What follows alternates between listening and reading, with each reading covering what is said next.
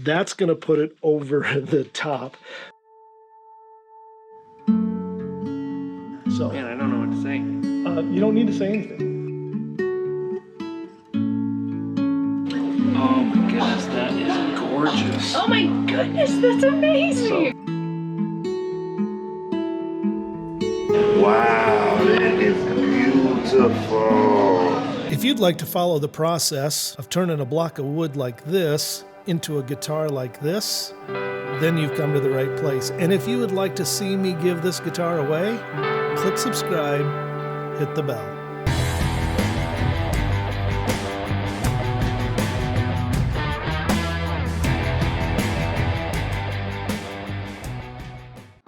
In an uncontrolled environment,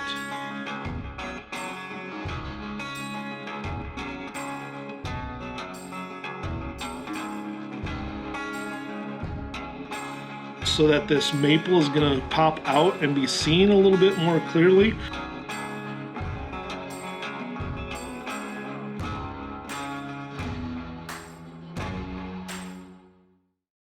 Welcome back to Let's Build a Guitar. Got a lot on for today, tomorrow, and the next day. In fact, I even made a list. I've got so many little things to do right now that I have actually made up a list, which isn't something that I do often like this. But I need to do a new backplate design. I had a problem with my old version of my backplate design. I was using this triple ply plastic, and I got a message from one of the guitar recipients, that a guitar that I gave away, who said that his backplate had bowed or had warped. Well, I think I figured out what the problem is. So I'm going to fix that issue, and I'll tell you about it here in just a little bit. But I got a video that I've got to edit. I need to cut out my headstocks. I've got 2 of those to cut out. I need to put a veneer of Zero Cote on Woody Kane's X-Horizon guitar. I need to do grain filler on Corwin's guitar, if possible. And so spraying the telly, I got to do the face 5 to 7 more times, or coats, I should say, and route body cavities for Woody Kane's X-Horizon. Probably not going to be all one video here. Some of this, likely this is going to be its own little video at some point. A couple weeks back, I got a message from Pierre, Mr. Untouchable Lee, and he said, "Hey Steve, the back plate, the small back plate on the guitar," he said, "was warping," which I was like, warping? It's plastic, it shouldn't warp. And what it did was something this guitar did as well. So I'm afraid there might be a few other guitars out there that I've done that might have this issue. And if you're one of them, let me help you work that out, possibly get you a different backplate setup. Let me show you what happened. Can you see that? See how it bowed up? And it'll pop right back in. And I think I know what the problem is. I had bought these templates, and these templates come with a couple little holes in them, and this is the backplate template that I've used for cutting those out and making them. Then of course there's the reverse of this, which would be the hole that you drill in. What I think happens, because this leaves such a small little place on the sides here. In fact, let me take this out and show you. This gets cut out, and there's just enough paint and stuff in here, layers, that it puts enough pressure on this that even though this just popped right in, you know, and it was flat and all, and it just popped in and stuff, but it, yeah, I suppose I could turn it upside down for now. Well, now that goes in tighter there. But then what I was wondering is, if the possibility is, as humidity changes, and this one in particular has been in an uncontrolled environment for 2 years. If you haven't seen anything about this guitar, maybe watch the one that says 2 years abandoned, because this is a guitar that I got back from a guy I'd made it for, and he passed away, and it sat in his uncontrolled environment apartment for right at 2 years with nobody around. And so the humidity did some damage to the finish, some lines coming through and stuff. So my thought is it just like there's enough humidity that it just squeezes the smallest little amount there, and it's enough to pop that up? And these are obviously just a little bit too big. But the thing is, I can't make them any smaller because of where the screw holes are. If I do, I won't have any meat on this side of the screw hole. So that means that this area that they allow in the cutout on the templates that I got is just so tight, and this is just a little bit too small. And so what I'm going to do is I'm going to make a new template that routes this out just a little bit larger and gives me a little bit more space so I can get the screw hole in there, give myself a little bit more room, and the screw hole doesn't have to be so close to this edge.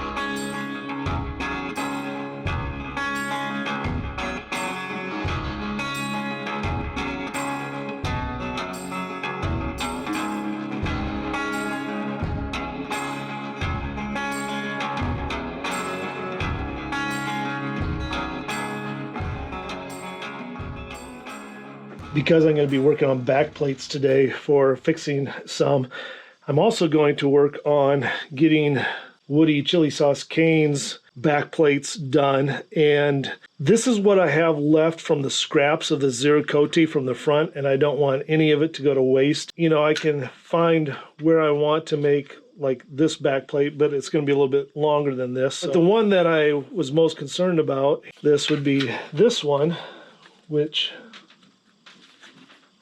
boy, I actually can sneak one out of this. Oh my goodness, that's wonderful. Draw a line around that right away. I did not realize that. Sometimes you just got to move them a little bit, I guess. So that'll just barely, but it's going to work. That can be a back plate, so it'll work into the back of his Zero-Cote. So when we cut this, let's see, we'd be cutting out this section in here, which is a really pretty section, but you got to have the back plate in there for a control cavity. But at least I'll be able to put some, and that's the nicest little part right there. So beautiful. That's a bummer. Now, obviously, this one is obviously it's like, wow, that looks fantastic. I mean, that's a really pretty piece of wood. However, I want to put this as a veneer on to the headstock, so that the headstock is going to be maple and Zero-Cote just like the body is. That's going to put it over the top. The beauty of that, and look at the knots in there. Guys, if I can pull this off, which I should be able to, but man, look at the beauty of that piece of wood. That is gorgeous. That alone is going to add value to this guitar. Yeah, obviously the guitar's got to play well, sound fantastic. I mean, it's got to be a knockout guitar. But if you have a really incredible guitar, and then you got something like this into the headstock, it just puts it over the top, guys. And it will stop people in their tracks to take a look, and they're going to want to look closer to see kind of that bird's eye. You know, it's not a bird's eye maple, but it's like a bird's eye burl Zero-Cote in there. It draws you in. It's like a piece of art. I love it. Now that this portion is finished, I'm going to use a piece of scrap wood to make templates for what would go inside it for the actual plate. I'm going to make more than one so that I got a little extra in case something breaks at some point, or sometimes I ruin templates. It happens, you know, so I'll just make a few up right away.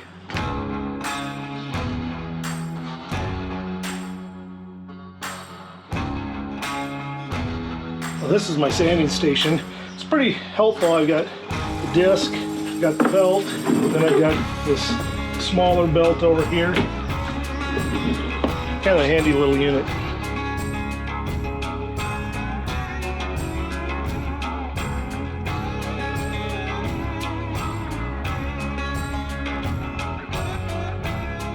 It should just kind of fit in there. Should be just a little bit. Oh, nice. Right on through. Look at that. The one thing I'm going to do is I'll hand sand now. Just kind of these edges here. Oh, of course, it would have to probably go in a certain way, wouldn't it? Is it this one? Yeah, that's the way. Okay. I suppose one side is just slightly different than the other side. That might be taken care of too just by sanding just a little bit, hand sanding here.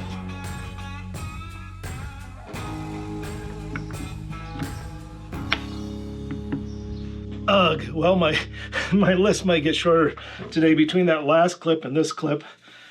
My wife had some vehicle problems with our car. We have a Nissan Rogue, and she backed out of somebody's driveway, and then she was going to go forward and wouldn't move forward. But it's raining outside, and sometimes it seems like my vehicle, this one in particular, does weird things when it's wet out, like when it's humid. And so I'm thinking it must be like a chip in there or something. But anyway, like a computer chip, that's what I mean.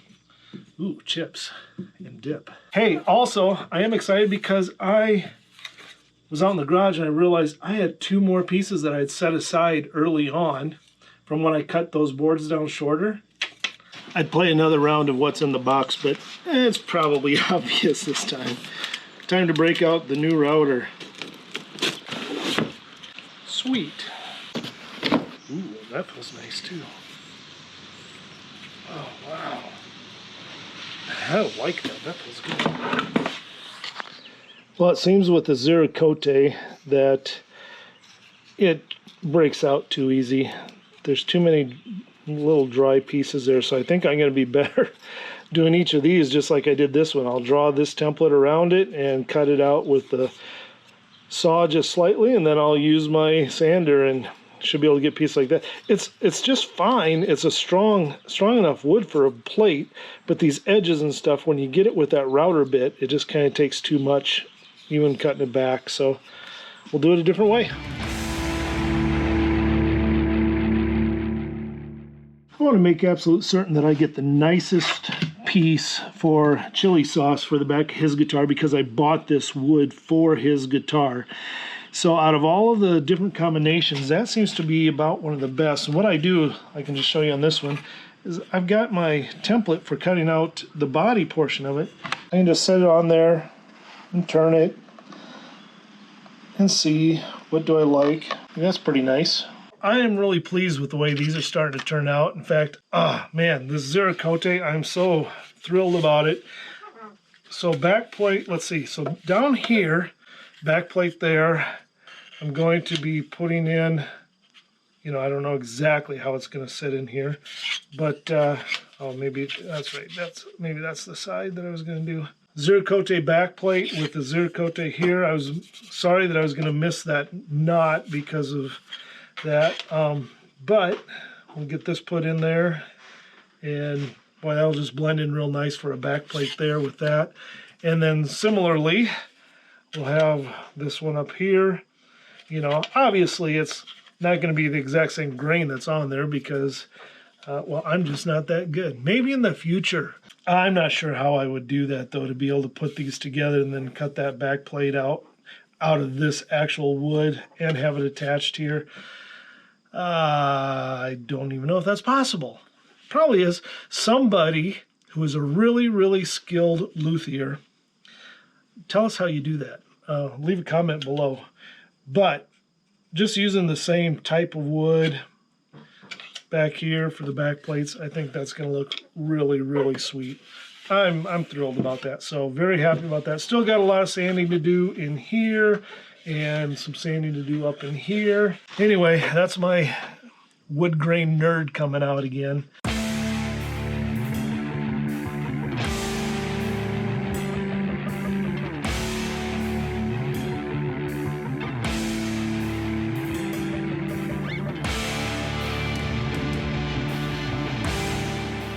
Hey guys, for just a moment, I really want to speak to any of you who will ever make a guitar like this and you put this little curl in here. Make sure you know your depth.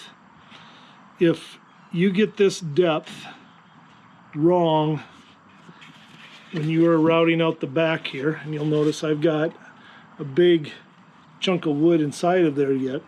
If you go too deep with this, you will cut through that. You don't want to do that.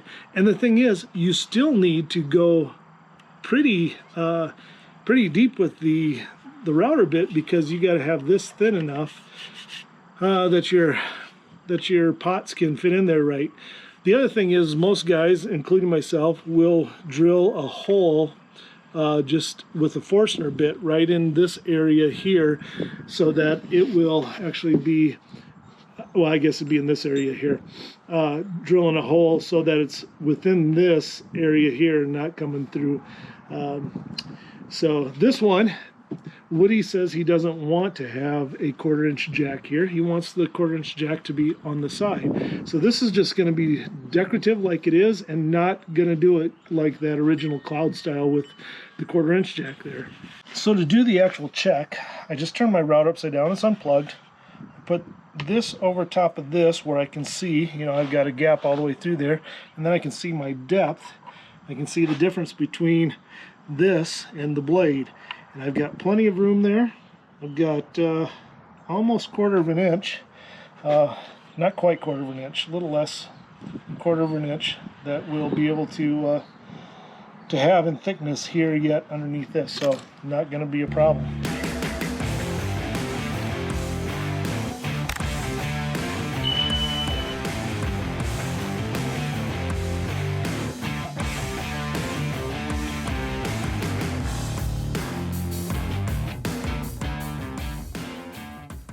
Alright guys, the backplate routing slash sanding into shape has gone actually very well. Here's the back of this Woody Kane guitar, and here is the backplate that I was able to work out for that control plate there. So that turned out really nice. Actually, I am very, very pleased at how this turned out, and it really, I was able to keep the grains looking similar and the same. So from a distance, it looks like it just blends really, really well there. So that's that without, then with that control plate. Looks much better that way. And then, let's see here, does that go this way? Nope, it goes in this way. And then that one, which of course, because of the direction of the grain, and I was limited in pieces, that just goes that way. But I think it looks pretty good. And I also made this matching backplate for Pierre's. So we got the two, these are actually curly maple now, and wood, glossy. I still need to wet sand them and then repolish them, but those are doing well.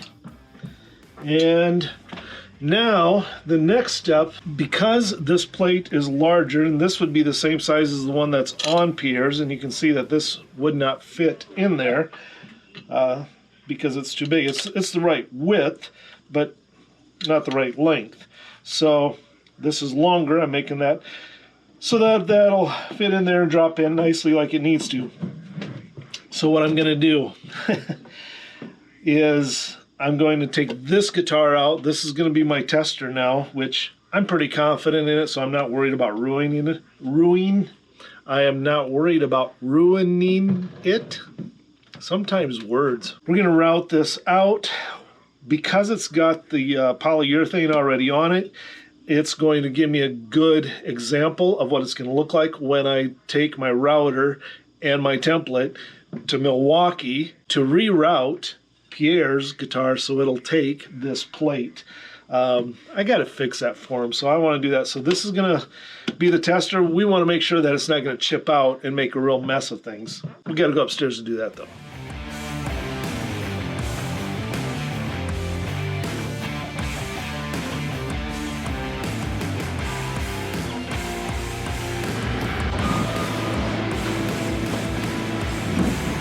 Well, I'm not a huge fan of using the carpet tape for my templates, but in this case, I really don't have a lot of options because of the way this has to go on, and I can't really clamp some of this because of what's on the other side of the guitar body.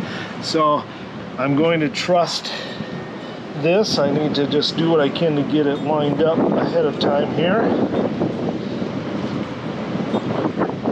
Try and divide the mount. Okay, let's see if it seems to be solid. Now, I am still going to add a clamp in here.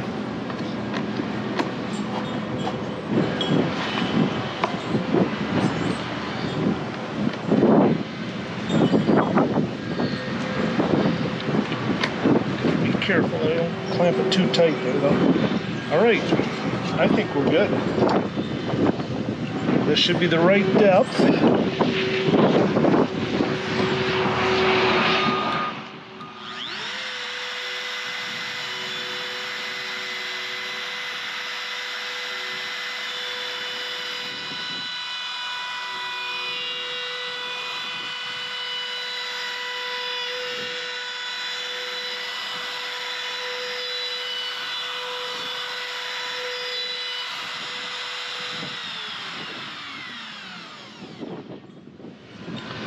As quick as that.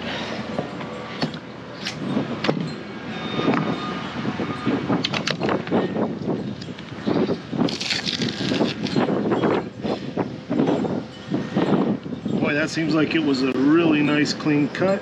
Got a little carpet tape on there. Have to get that off. Yeah, no chipping.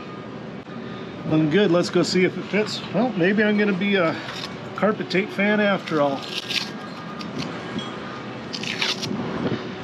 I've just had it give out on me before one time, and that kind of threw me off. So, I don't know. Maybe there was dust on the guitar body or something, but it didn't stick the way it should have, and it didn't stick the way it should have, and I ended up screwing up my guitar body because of the tape. Well, that really seemed to cut nice, so I am not concerned at all about doing this on Pierre's guitar or any other guitar to route it, but we got to drop this in, and there we go. Fits well. See just a little bit of the light on the edge there, which all I need to do to take care of that is a little bit of the black stain, or of course I could use some black paint. I could probably even use a Sharpie. Well, that worked perfect. Just kidding. I'll paint it. But that does work, actually. That's funny. Not so bad. Looks good. All right. Well, and this is obviously not a painted one. So, anyhow, came together really well. I'm pleased with it. It's awesome. So, thanks for watching, guys. I appreciate it. Please like and subscribe. Check back again. We're going to continue to work on the headstock with that Zero-Cote. That's going to be next time. And in a couple of weeks, you'll probably be able to watch me do some work on Pierre's guitar, if it works out that I'm able to go there and record the way I'm hoping to. So we'll see how that goes. Catch you next time. Keep fighting for joy. And did I mention I've got this playable now? I did put a different nut on it. I actually need to shave a little bit off that nut because it's a little bit too tall, but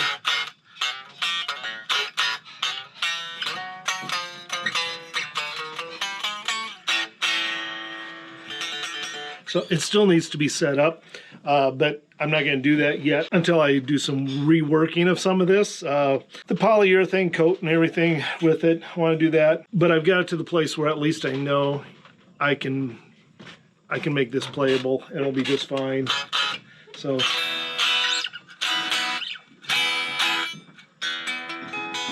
needs to be intonated apparently.